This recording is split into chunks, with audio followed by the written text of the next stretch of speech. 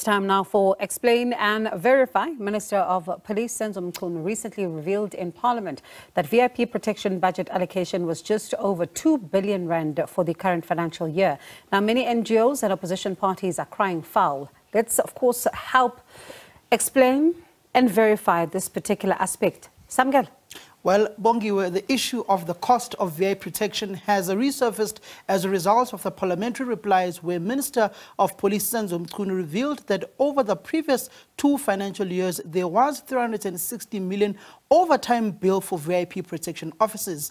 There are concerns that with bigger government of national unity, chances of the bill increasing are high. Let's look at some of the statistics for VIP protection and its budget over the past financial years, Bongiwe. Looking at the financial year of 2022-2023, in-transit VIP protection. So in-transit VIP protection, these are the protectors that go with the VIP dignitaries within the country in their vehicles across the country and abroad. There are 277 dignitaries that need VIP protection in the country, Bongiwe. 277 dignitaries that need VIP protection. 35,757 trips locally and abroad were taken in the financial year 2022-2023. VIP protection budget for this particular financial year 2022-2023, we are looking at 1.96 billion rands. Rounding it off, that is 2 billion rands for the 2022-2023 financial year in transit VIP protection. Additional cost of static VIP protection is 77 VIP residences. So additional cost of static VIP protection to 73 VIP residences. So these are the residences of the VIP. There are 73 of them, and that is an additional cost to this current budget, Bongiwe. Then we go forward to the VIP protection budget. The VIP protection budget in transit VIP protection budget for 2023-2024, 1.9 billion rand. So the in transit for the 2023-2024 financial year was 1.99 billion rands for the financial year 2023-2024. The average cost per annum of one dignitary for this particular in-transit VIP protection is 7 million rand. So Samkelo Masego, as the Minister of Economic Development in the country, replacing Godlimpi, I'm joking, you would need about 7 million rands per annum for my VIP protectors. And you'd remember, there's a shift towards them. So some of these VIP protectors, they are allocated for VIP protectors. There is the team that is there for the 1 week, that is then relieved by another team, which is 2. Then in the various provinces where they travel, they also get allocated 2 VIP protectors that will protect them for their stay in those provinces where they are working. So the budget allocation for 2024-2025, that is 2.18 billion rands. So the current financial year that we are in, the current budget allocation for VIP protectors is 2.18 billion rands. SABC spends per head of South Africans, for instance, SABC spends 1,800 rands per citizen for all SABC services. So as you, Bongiwe Zwane, SABC spends 1,800 rands per citizen for your service, for services that SABC will provide to you. So, Samgele, one would then ask, are our politicians and our VIPs at a much more bigger security threat or a risk than ordinary South Africans? Well, Bongiwe, let's speak to an official of an organization that advocates for sufficient allocation of resources to fight crime. We'll speak to Ms. Dupree, who is a spokesperson for Action Society, to further clarify these particular points. Ms. Dupree, just in essence, the disproportionate allocation of services, VIP protection versus all SABC services that will protect Samkelo Masego or Ebongiwe in Mkanduli, who is allocated per citizen 1,800 rands for all SABC services. Is there disproportionate allocation? It is most certainly. Good evening. It is most certainly disproportionate, and it really makes me think of Animal Farm, the book, where all animals are equal, but some are more equal than others. How on earth can some people be that much more important and protected than other, because they're just normal, ordinary South African citizens, not necessary to protect him that much. When you look at the current shootings that are splurring out of control within the country, in the Western Cape, in the Eastern Cape. You've just seen recently in Gqeberha as well. You go to other parts of the Eastern Cape, Matatiela, so on and so forth, where the Minister of Police, Senzo Mchunu, has been. And looking at these particular resources, what does that say about the personnel and the safety of majority of South Africans when at times you find that the police are not sufficiently equipped to deal with these particular matters when it comes to crime prevention and crime intelligence as well, that is meant to pick up these particular killings and is not doing a sufficient job? Yes, it is a big problem, and we feel so sorry for the poor police officers who's working on the ground. They don't have enough resources. The police stations are falling apart. I've heard that the fleet is now starting to get a bit better, or at least the ones that are there, they can drive, but it's not enough. It's so ridiculous that people who have such an important job have to do their job without the proper resources, while other people are protected and they drive in X5s and so on with a whole police cavalcade with them. How on earth is that fair? The other thing that I wanted to say is, and we always refer to that, and because we see that, is that the detectives have such a big caseload, 300-400 dockets on one person's desk. It is humanly impossible for them to investigate all of those cases. So. And that is why there's a delay. There's no swift justice for people affected by crime. It is, I don't know how people sleep at night knowing that some people get this much money to be protected and to do their job, and other people who actually do the job only get this much money to do the job that they are supposed to do.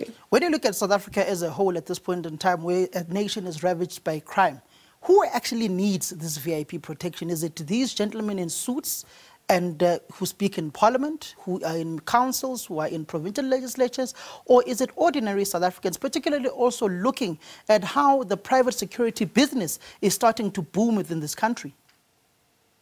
Yes, I would say definitely if we see how many women and children are the victims of crime, shouldn't they be treated as VIP people in this country and get the same protection that the VIPs at the moment, the people in the suits, are getting? It is, I don't mean give everybody a little bit of money, but at least start working towards upgrading the justice system, upgrading the police system, so that everybody in South Africa can have the same form of protection. There are private companies offering services, and because we need that, because the police can't do everything they're supposed to do. But not everybody, most South Africans cannot afford a private security company. Last week, I was in Mitchell's Plain for a project that we launched, and I saw small children just running around there. At least there was a police presence because we invited them, and I have to give it to them. The people on the ground, the police officers, they really try to do their work, and they work with the neighborhood watch, and people have to start looking after themselves because it's just not coming from the top to protect ordinary South Africans. When you look at static VIP protection, I'm reminded of an incident where former President Mbeki was still in power, and there was someone who broke into his house in Cape Town, his state residence, and helped themselves to the expensive whiskey that was there in the former president's house. Is this static VIP protection in the homes of these VIP effective, knowing the amounts of crime that is there in Khayelitsha, in Gugulethu, in Nyanga, in Umlazi, in KwaMashu? Well, it seems like it's not effective if somebody could get access to the president's house, but that was some time ago. I don't know. I don't know how good the static protection officers are at the moment, but it would seem that they could be better utilized in other places. You don't need 5 people to protect one house of a dignitary or a president or a VIP. Utilize the police officers to protect ordinary South Africans. Be visible, be available when somebody calls with an emergency and they need the help of South Africa, of the police. It shouldn't be as disproportionate as it is at the moment, and I'm not sure that it's the most effective way to use the resources that we do have available. Thank you very much for your time. And indeed, it is disproportionate, and particularly looking at the point that in the past 4 financial years, police have actually taken a nosedive between some of those financial years and only started increasing in the 2023-2024 financial year. Thank you very much for your time. That was the spokesperson of Action Society, Bongi. You were basically speaking about the disproportionate that is there between VIP protectors and also the South African police personnel that is meant to protect you and I from all criminality that may take place. You've seen a number of criminality that takes place when you leave, for instance, this particular precinct of the SABC, when you are driving home, the number of hijackings that take place, the number of smash and grabs that take place, particularly around this area, not only around this area, the CBD and across the country. And that just also speaks to how police resources need to be redirected. And you do know that the former Minister of Police, Bheki Cele, did start a program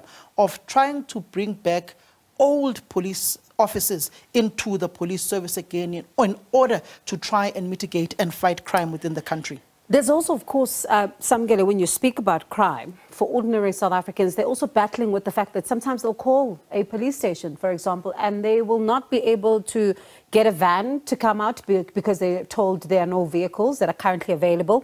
At the same time, it's clear that we need more boots on the ground when it comes to fighting crime. But this comes at a cost, doesn't it? Well, Bongi, between 2022, 2021 and 2023, 2024, the number of SABC officers increased by only 2,000. This is despite SABC recruiting over 10,000 police officers yearly. We've been to a number of those done by Bheki Cele. The number of police officers had been dwindling. Let's look at the stats, particularly over the past financial years. I'll take the financial year, Bongi, of 2020-2021. There were 182,126 personnel, police officers within this particular financial year in the country. There were 182,126 police officers in the country within this particular year. Then there was a nosedive, Bongiwe, in the 2021-2022 financial year, 2022-2023 financial year, a nosedive. Then the increase again started 2023-2024 financial year with an increase of 2,000 police personnel to 184,106 police officers. That is an increase of over a period of 4 years, Bongiwe, of 2,000 police officers to protect ordinary South Africans. One police officer for 423 citizens within the country, in a country that has a population of about 62 million, Bongiwe. So, is that one police officer then going to have enough resources currently to be able to protect everybody and fight crime?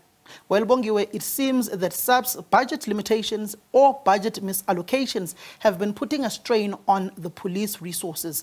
There has been much publicized lack of long turnaround time in SABC's forensic laboratories. There has been low recruitment in the detectives, crime intelligence, and also SABC is struggling to have sufficient police vehicles for patrol, let alone less number of boots on the ground for visible policing. Let's look at the stats, particularly the issue of crime intelligence. Becomes very important when you look at the history of those whom have been heading crime intelligence. You remember the likes of your Richard Mdlulis and the allegations that were there, particularly within that particular office. Let's look at the number of resources that are there.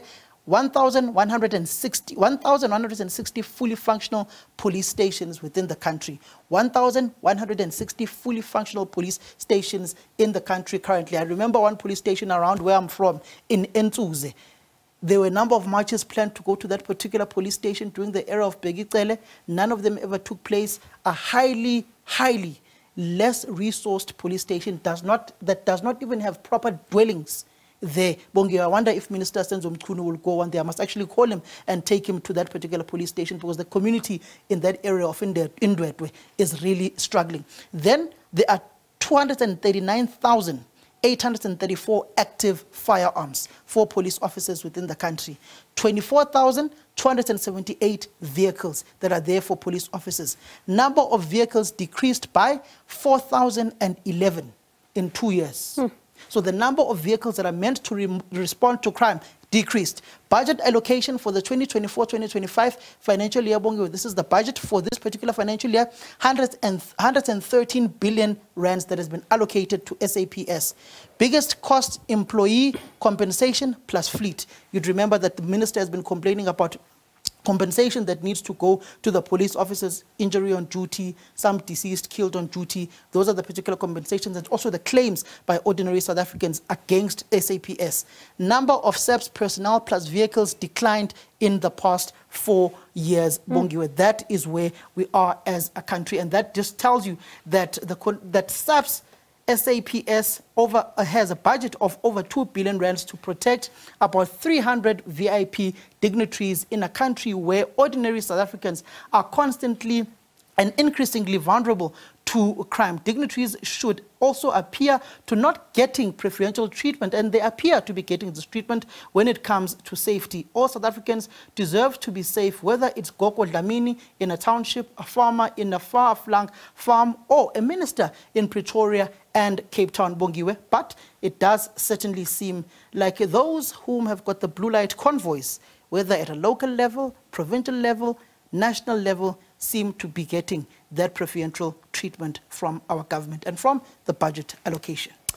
All right, Samgel, very concerning there, especially when you think about the crime statistics in the country. That's how we wrap up Explain and Verify this week. Do tune in next week, of course, to see what else are we explaining and verifying for you.